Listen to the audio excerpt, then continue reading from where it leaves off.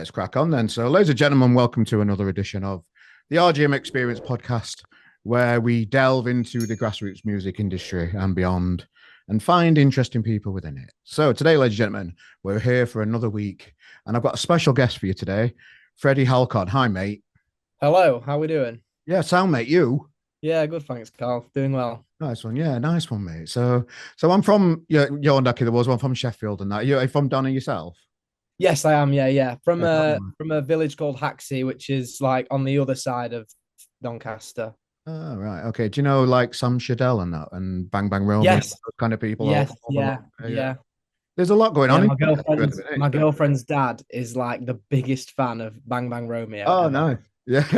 Okay, fair enough. Yeah, and they're local people, aren't they? There must be something in the air in Doncaster at the minute. Yeah. A lot of great bands. Yeah, man. Yeah, man. So let's get to know you a little bit more then. So I first came across your name watching one of the ratings videos, those things they do on Sundays. And Yes, they yeah. all came down to one of your gigs and it was just like, oh, what's this something bubbling here? Because you had this sold out gig. Were it in Doncaster that gig when they came around down to see you? That was in the Imperial in Mexborough. Mexico, got you. Right. Okay. So I just saw this big reaction, you on stage, just absolutely loving it. And then seeing you sold out one of the finest venues around the lead mill. Yes. You've got some traction, mate. So well done. So I just want to get Thank you to very know much. how the hell you've done it, to be honest with you, and find I'll out. be honest with you, Carl. I'm not actually sure myself entirely. Okay, fair enough.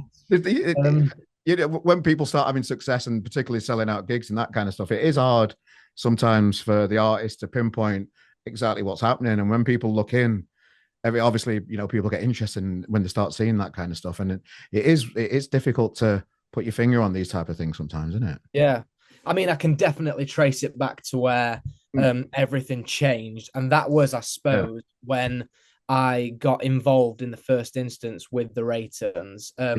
So they put out a post Yeah. on Instagram, basically advertising that they were looking for support acts Oh, um, to support them at their return to the lead mill shows that they were doing. yeah. And so I applied, Yeah. like thinking nothing of it because I'd just written a couple of songs Yeah. and I'd put them out, not expecting anything was ever come of it. Like when I made the songs, it was just sort of more of a personal goal. I just wanted some of my own music out there. I did not do it at all with the intention that I Yeah. would ever play them to a crowd. Mm. Um, anyway, I'm trying to not waffle on, but All right. Waffle away, mate. We've got all night. but so I applied to support them at the lead mill, thinking that absolutely nothing would come of it. Yeah. Um, and then I'm walking back from uni one day. I go to university in Leeds. That's where I am right now. Yeah. I'm walking back from uni one day, and I've got a text that says I've got a missed call, Mm. and it says it's Johnny from the Ratons, and I was like, what? So anyway, I ring this number back, and lo and behold, it's Yeah. Johnny Yerrell, and he asks me to support them on the Sunday, Yeah. and I couldn't, I literally couldn't think about anything else Yeah. in my life apart from that for like the run up to it. Um, so I supported them at the lead mill, Why and then why did you think they picked you then? What do you I'm think? not sure. I really don't know, to be honest, Carl. I mean, Johnny had said that he liked my like lyricism and my songwriting Mm. style Right. just from listening to the tracks, which is Mm. just fucking the most. Oh, sorry, am I allowed to swear? Yeah, of course you are. Yeah. Just the most surreal thing ever. Yeah. To hear that from him was absolutely fucking mental. Yeah. But he got me down, and I supported them, and then I guess our relationship just sort of developed from there. Yeah. So on that day, I spent a lot of time just chatting with him in general about music and stuff, and then after I'd done my set, he said he would be willing to mentor me and sort of give me a few pointers, Yeah. like how to avoid pitfalls and stuff. I get the impression that they as a band have really gone through some difficult times to reach the success that they are at now. And I think he wanted to help me Mm. avoid some of those pitfalls that they maybe have had. Yeah. So he gave me his number and stuff, and we just started texting, and he was advising me and helping me with stuff, basically helping me grow my music career. Yeah. Alongside this, I literally am just completely bewildered that the Johnny Errol Yeah. is doing this for me. Yeah. Um, and yeah, it all just really went from there, to be honest, Carl. And I'm now at a stage where there's talks of it's looking like him and Rich, the manager of their band, are gonna potentially manage me. Mm.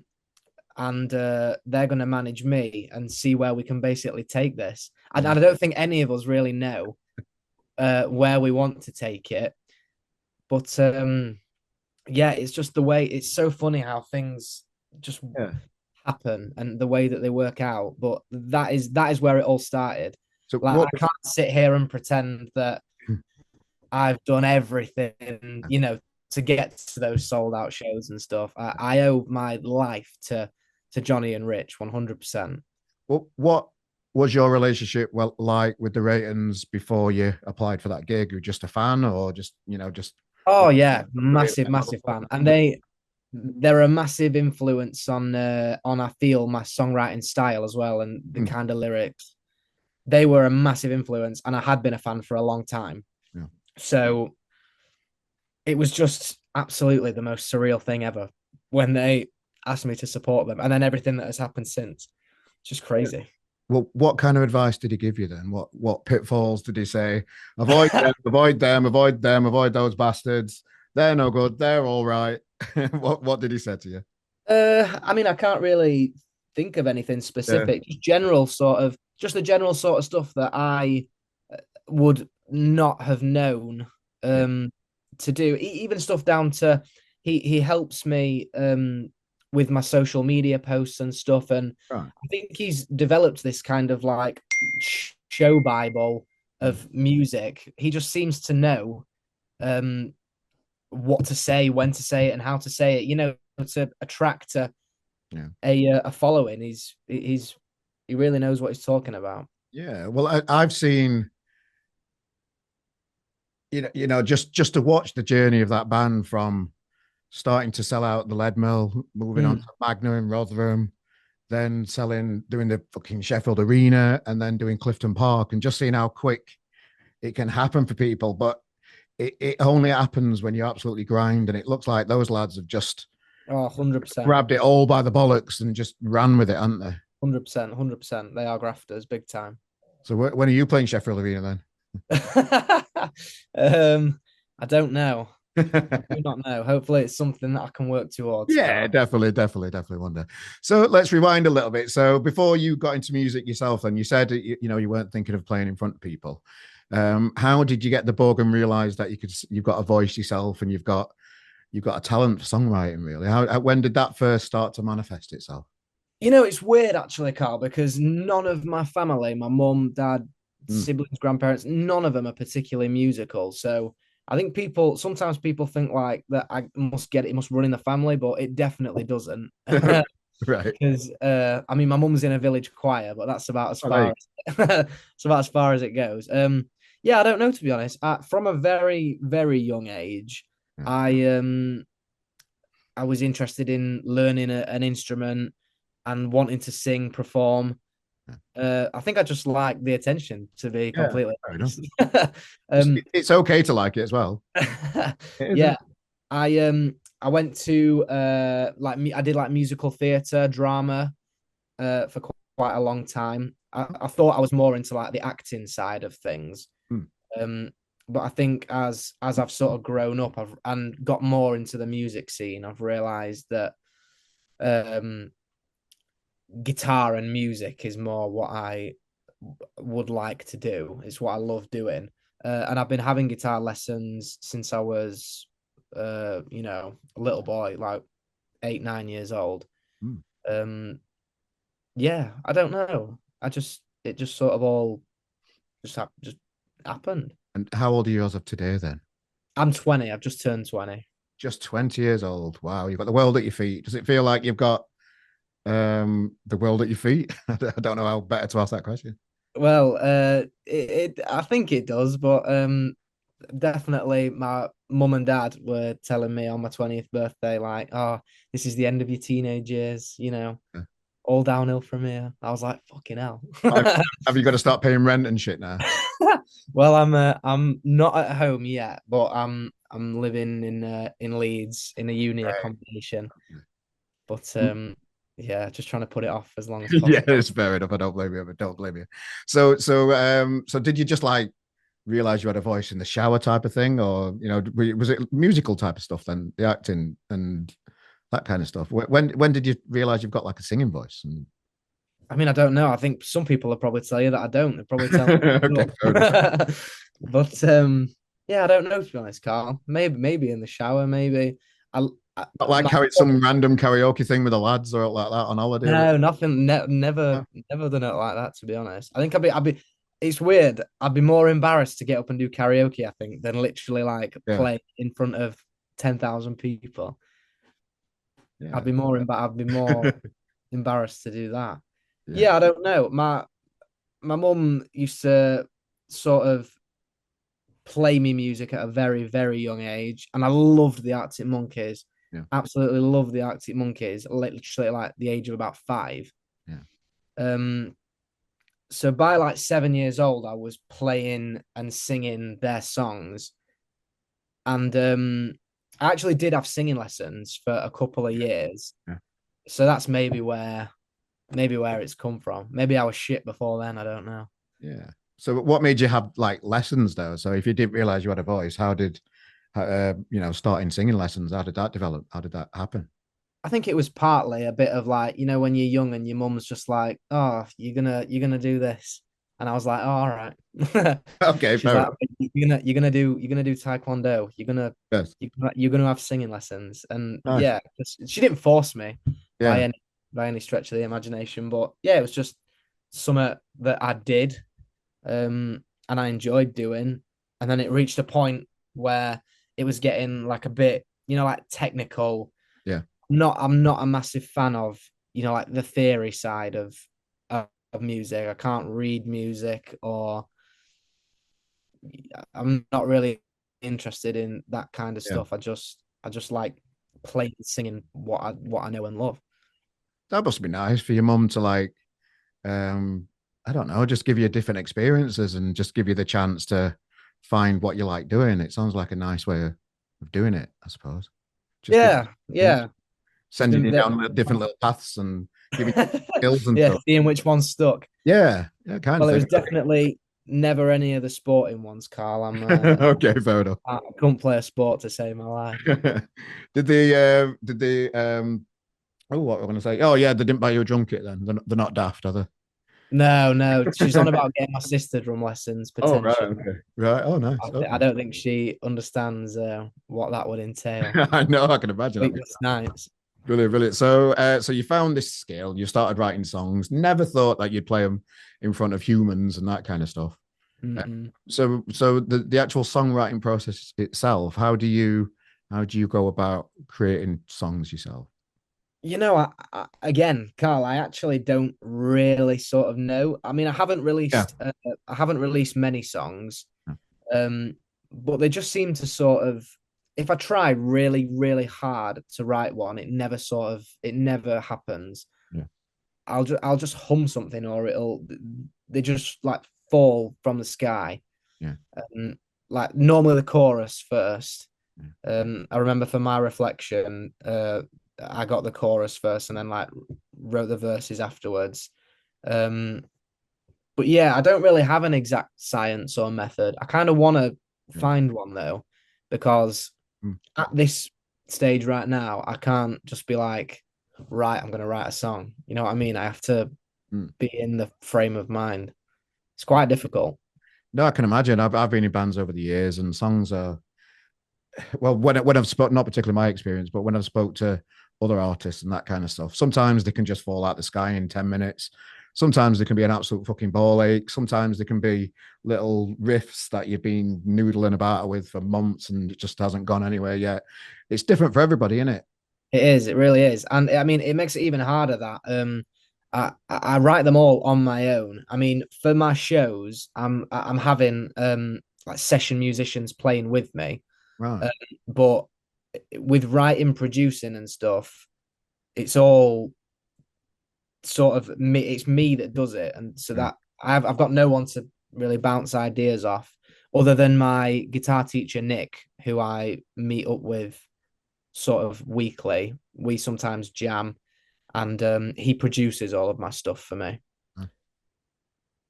Nice. So you mentioned you've got session musicians then. So that's quite a big stage in it to be able to afford these talented people around you to create a band. How did that come about? Well, we are in the process of Johnny and Rich are Mm. sorting them out for me. I've not had much involvement in that. Fair They enough. are they're searching as we speak. Yeah. It makes me sound a bit unprepared and unprofessional because I feel like I've got about a month left. Don't I worry mean, about that, mate. You've got loads of time. That we're it still it finding them. because particularly Johnny, they didn't have to offer you that much support, did it? It's so No, much kudos to him personally to go out of his way and look out for other people that he wants to help because he started the Ratings 100%. Foundation. He's doing. Yes. It's just he's using the platform for loads of good, and I can't praise him enough for that kind of stuff that he's doing to help the community out, particularly local musicians and the charity he started as well. I just think that's great. It's You what don't have to do it. You don't have to do it. no, and it's what he and that brand are all Yeah. about. That's what they're all about. Yeah. And Well, when I had him on the podcast, I was so impressed with how he learned all the little things that you need to do in the industry, like making a video and that kind of stuff. And I just really love the Gary Neville thing recently that he did. yes, yeah. I, Clever, isn't it? Yeah, I loved it, and Very I do really enjoy those videos they put out every Sunday when they're in McDonald's every 5 minutes, and just when they're doing the videos, the amount of detail that they put into everything, and the planning, and how passionate they are, and how funny they are as well, and you can't beat a new bit of ratings promotion, can you? Because it's always going to be good quality and funny, uh, Yeah. and for me, not enough bands are attempting that kind of stuff. They're always just announcing that they've got something coming out at 6 o'clock tomorrow, Mm, and then just posting about a gig, which is fucking boring. Everybody's doing that. So I love it when I see somebody putting a lot of effort into promoting things and doing things their own way and being yeah. having a laugh with it. Because a lot 100%. too many people like fucking too many people have taken themselves really seriously in this industry. And it's quite disheartening, really. They're just like, just enjoy it for God's Yeah.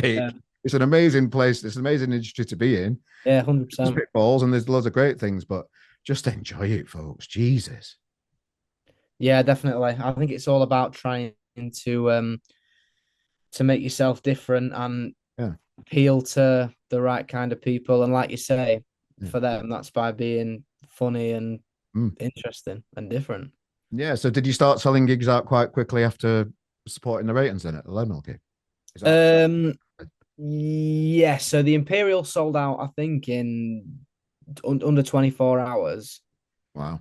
Um, and then it off the Who, back who, of who that, was in front of you at that gig then? Who was it that turned up? Was it, I presume, a lot of friends and family too? Uh, yeah, a lot of friends and family, yeah. and but the most like surreal thing was Carl, like I think a lot of people were coming because they knew about the connection with the Ratons. Yeah. Good. Yeah. Um, but just having people there who like I have never met before, Mm, never seen before, yeah. and I'm on stage, I can see them there in the crowd singing my nonsensical words back to me. Yeah. It's just the most, it was the most surreal feeling Mm. ever. Like I had all my best mates, they had come to support me.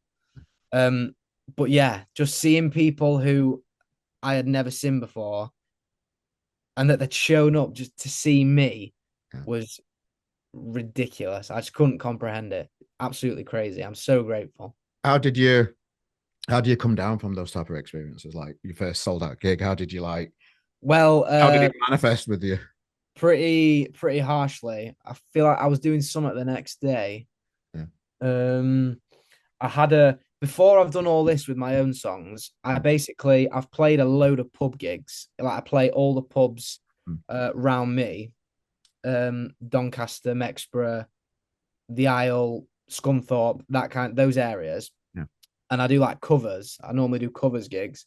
And so I've still got some of those booked in my calendar that I'm like still fulfilling. Yeah. So I feel like the day after that sold out show, I had a pub gig somewhere, and I think I was playing to like two people. Yeah. Just couldn't have been less interested. Yeah. So that was a pretty harsh come down.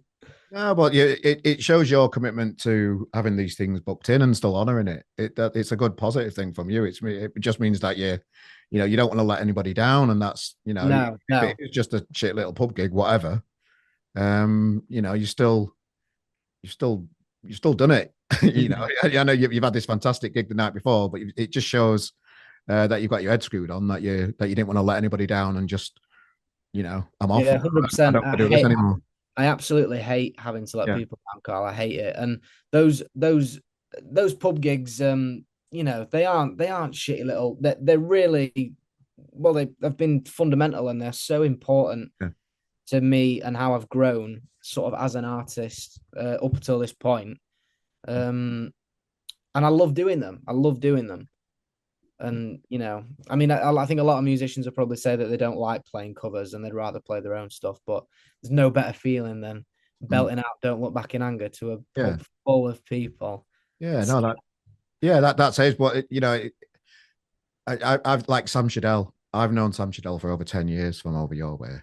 And he did weddings for a long for a lot of years. And Yeah, it is enjoyable. It earns you a few quid, blah blah blah. It does those kind of things. You can cut your teeth and hone your guitar skills and all that kind of stuff. But there does come a time when you want more than that, I suppose. yeah, yeah, definitely, Yeah. So definitely. you don't feel like you're there yet at that stage At what with the stage? pub gigs, with the pub gigs. How do you mean? No, well, just like you said, you've still got a few booked in now. Oh yes, yeah, yeah. Do you think you're still going to continue doing those after you've finished your run of book stuff at the minute? I mean, I hope not. I Yeah. think I think Johnny and Rich ideally would they don't want me to because they've got this bigger plan Yeah. of carrying on with these big sold out shows. If we can Yeah. get everything right and Mm. carry on releasing my own music, I think we would like to see the pub gigs come to an end eventually. Yeah, no, that sounds ace. It sounds ace. So you've had this experience of selling out the lead mill now. You're coming to the castle in Manchester. I love the castle. Have you ever been to the castle before? I've never been to the castle, Yeah. no. I put loads of RGM gigs on there. You'll like it. It's a nice little venue behind the Brilliant. pub and that stuff. And I've noticed that's on the 28th of November. I live in Manchester now, mate. So I want to come down and stick a pint in front of you if you drink or whatever. Yeah, yeah, yeah. I'll come and see you. Sounds good. Sounds good, Carl. Yeah. So I saw that you're supporting Jamie Webster as well. Yes, yes. Nice, nice. So tell us about has that happened yet, or is that coming up? Yes, that has happened. That Oh, was nice. oh god, I'm so shit with months and I days. just left a note and said you supported Jamie Webster, and I thought I don't know if he's done it or not. Then I'll just have Yeah. to. Well, Yes. we've had Jamie on the podcast, and he talks a lot of sense as well. That lad, he's got his head screwed on, that boy, hasn't he? Definitely. He was a lovely, lovely bloke. I got to meet him backstage. Mm. Yeah, that was at the Wardrobe in Leeds. Nice. Yeah, just again, if you'd have told me not even a year ago, 6 months ago, if you'd have told me, because like when I say I've done these pub gigs, Carl, like I must have played Weekend in Paradise 250 times. Yeah, okay. And then to be there, like actually supporting him was just another like completely surreal moment. Yeah. Absolutely surreal. It must be quite inspirational having these people like Jamie Webster and Johnny and the lads around you, just showing you that it can be done. Because we speak to a lot of bands that really feel like they're struggling at the minute, and they need a bit of luck, and it's just it can be a grind for a lot of bands out there in a minute too. Yeah. How does it affect you mentally or anything like that? How having these pressures of, these things that are expected of you probably sooner rather than later. Yeah. How do you deal with that mentally yourself? As you Um, I mean, I definitely can't sit here and lie and say that it's been a struggle, Carl, because progressing musically, it definitely hasn't, and that is because of the likes of Johnny Rich, yeah, Jamie, all these people who are providing me these opportunities constantly.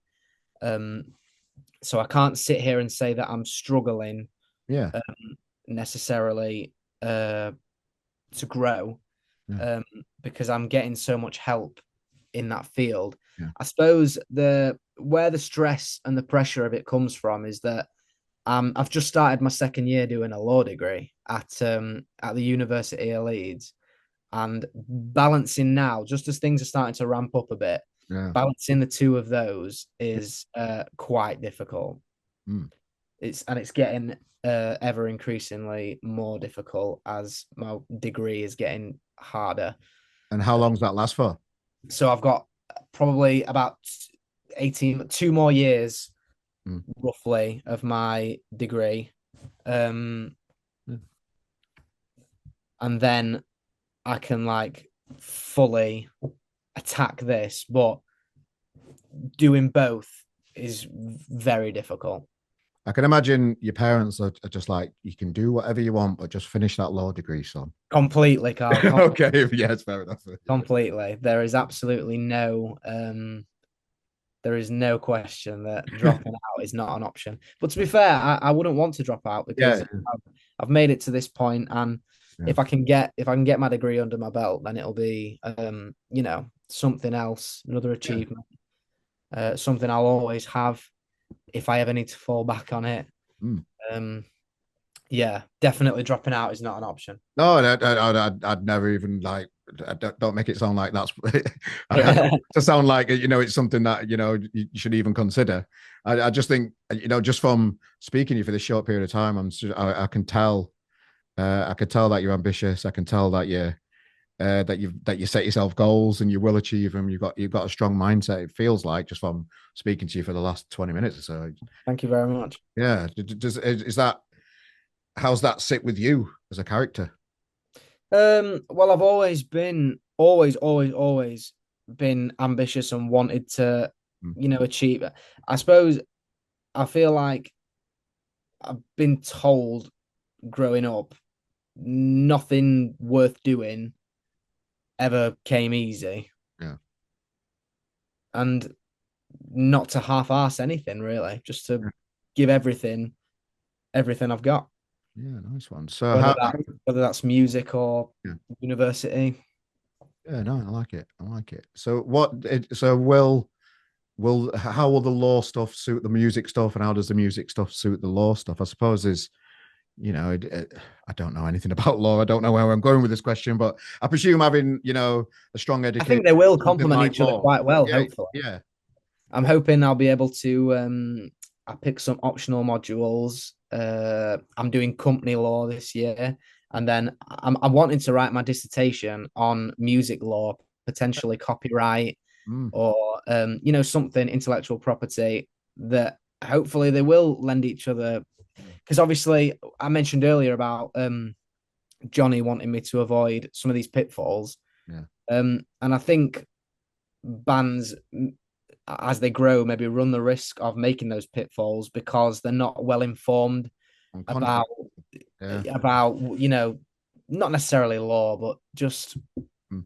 what their decision, what its consequences might be, and that. And I think if I can somehow find a way basically to combine the two, I think Just know what you're signing sometimes. There's loads of yeah, about 100%, people that sign 100%. stuff too soon and then they've lost the publishing rights to the music just like that because you've signed a bit of paper without Yeah, actually having there is horror stories about that in the music industry, and yeah, 100%. that's gotta help everything. So that's all good. I like how it's all developing, man. I like how it's all developing. I like it. So what's coming up? How do you prepare for like a sold out Leadmill gig then? How do you how does how well I'll keep it as that. How do you prepare for a sold out Leadmill gig? Um, It's a good question, Carl. Practice all the time. I'm always practicing. Yeah, Once we get the band situation sorted, it'll be practicing with the band. yeah, Um, yeah, other than that, I don't know. Just being well prepared, I suppose. Keeping the yeah, social media updated, yeah. keeping everybody constantly giving them stuff to be engaging with. Yeah, I suppose Definitely. the one of the hardest things is keeping the momentum as well, isn't it? I suppose, Yeah, and 100%. just trying 100%. to tell your story and be let it grow organically. And you've had a little boost from people in the industry that are helping you out. Um, what do you think it is about Freddie Halkon that people have just like switched on to? I don't know. I actually don't know, Carl, because even I'm asking like, you the right master Tana. Sorry, mate. the the the the notion that anyone would even switch on to me at all again is just Yeah, it's all so new to me, Carl. And like, yeah, you get these bands and these people where they're like think they're the shit basically. I'm yeah. just basically the furthest thing from that. I just can't believe any of this Right. is happening to me. Um Yeah, I really don't know. Maybe people like that I'm humble and down to earth. Yeah. Um, I don't know. I hate like see even that saying that then that I'm I did humble. finish it. I literally do. I don't like talking about myself like that. Yeah, fair Yeah. enough. Fair enough. So the band's going to be getting together soon. One of the hardest things about putting a band together is picking people that have got the same enthusiasm for the music as what you've got. Uh, Mhm. how are you going about selecting the musicians? Are you getting involved with that side of it yet, or is it still down to Rich and Johnny? At the minute, it's still just sort of down to Rich and Johnny. We're in Yeah. very early stages Yeah. of sorting that out, Carl. So yeah, I don't know anything about that. Leave it up. Leave it to them. Leave it to Yeah. you. To carry on writing your tunes, mate. So, Yeah. so how many songs have you got under your belt now? How many Freddie Alcon songs are penciled down? And It's a uh, good question. I feel like on Spotify, maybe six or seven. yeah. And then like behind the scenes, I'm working on about four more right now. Oh, okay. Yeah. So So, not many. yeah. By any stretch of the imagination. But How do you find? Is there a theme running through the songs that you're writing? Are you finding that? Oh, I'm mentioning this particular subject quite a lot in your songs. I just find it interesting how people create content like that. my How's it? girlfriend, my girlfriend and my friends will tell you, much to her disappointment, that it's always girls or about girls. Ah, right. That's not true, Carl. That is not Yeah, true. fair enough. Yeah, okay. That is not true. Or and they're not about specific girls at Yeah, least. No, it's just like universal. I don't know. yeah. Johnny tells me that my writing style is very everything is from my point of view Mm, and sort of things that specifically I can resonate with or that have yeah. like very personal. I Like what? think I don't know, just like I really don't know. I can't think of a specific like my song Four of a Kind Mm, basically name drops all the places and pubs and that around me and my friends. It just is sort of generally about what we get up to at home, which is either drinking in the pub or yeah, driving around like idiots. They're just all very personal, and I think Johnny and me, um, I think I want to, sort of experiment with my writing style, and I'd love to be able to write songs from a more third person point of view, about yeah. situations and stuff that I can't necessarily relate with because I just want to expand and experiment with basically the kind of style and lyrics that because it's such an early stage, Yeah. I feel like I haven't yet established sort of a real solid sound. Yeah. Um, so it's just figuring out what people like to hear, what I like to sing. Yeah.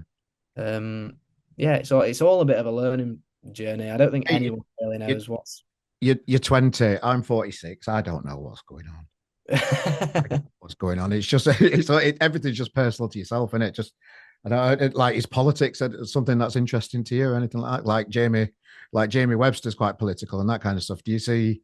Are you interested in politics yourself personally, or just can't be doing with that shit? Not really, no, not Fair at all, enough. Carl. Definitely, I think an area that I would avoid in songwriting that way. Um, which is weird because I'm doing a fucking law degree, which is literally like 70% politics, but Oh, okay. I can't stand it. I Yeah. can't stand it. Yeah. How do you, the world feels like it's shouting against each other again lately. And when you just look outside your window and you see people struggling and the fighting to feed the families and that kind of stuff, it can affect you in good or bad ways. You know, like punk came out of a big depression, didn't it? You know, new styles of Mm, music and new voices and that kind of stuff. So it's always interesting to keep an eye out around you and what's going on yeah, yeah, and just try and I don't know soak everything in. I suppose you're at a stage when you're just soaking stuff in. I suppose. yeah, 100%, 100%, definitely. Yeah. So what is coming up for Freddie then? So we talked about the gigs. I'll put a link to your website and the description of this podcast too, so people can have a look and have a nosy and see where you are and Awesome. check your tunes out and that kind of stuff. But where do you see yourself in the next 2 years, and where do you see yourself next in the next 5 and 10 years? Oh God, that's 2 years God. is obvious, isn't it? You'll be Yeah, that's a crazy question. you'll have all your qualifications. Yes, I'll be Just getting that graduated. in, mum and dad, for you. Yeah, just getting that safe. Yeah, I'll be graduated. I don't know. Just carry on. Hopefully, I'll have released a lot more music. Yeah, Um, hopefully, I will still be involved with Johnny and Rich and the Raytons. I mean, I really hope. yeah, Um, and yeah, God knows, just hopefully some big festivals. That'd be nice. yeah. Um, maybe my own tour, Nice. something to aspire to. Yeah. Some big supports. I don't know. I want it all. I want it I all, know. Carl. Yeah, no, I love it. I love it, mate. And I love the ambition of it. And I love you've got your head screwed on. And I love seeing people with the world ahead of them, just raring to go. And you just look like you're having so much fun, mate. So, and when I see people enjoying it and out there smashing it and doing everything, that's kind of why I wanted to speak to you, mate. Because I just wanted to say, crack on, keep your head down, get your studies out of the way, and keep smashing your music out, mate. I think it's great. Thank you. Thank you so much, Carl. You're welcome. Is there anything else just to finish and before I let you get off today, mate? Is there anything you'd like to share with the Freddie Halkon fans out there that just to send a little message out to them, just a nice little thing? Oh gosh. Put you on the spot. I mean, repeat myself all the time, but just I am literally so grateful. Mm. Thank you to you, Carl, for Welcome. speaking to me today. Yeah. But to everyone who's liking, commenting, sharing, listening to my songs, buying tickets to the gigs, I am eternally grateful. Like they are changing my life Yeah. day by day, and I'm just so grateful. So thank you all so much. You're And welcome, mate. yeah, Look, keep smashing it. Keep doing what you're doing, mate. Thanks for joining us for on the podcast as well, mate, and spending this evening with us. It's always appreciated, and we just wish you all the best from everybody here, from me and everybody at RGM. We'll be flying the Freddie flag for as long as we can. well, thank you very much. Thanks, mate. Thanks for having me, Carl. Hey, ladies and gentlemen, welcome to my little studio. We're just having a look around. This is where I record loads of good chats, and you know that already because you've just finished one. Ladies and gentlemen, if you enjoyed it, have a look around. Look at this. There's different videos all around here. New videos that you can enjoy too. I promise you, it'll be all right. Nice one. Thanks for tuning in again, guys. See you soon.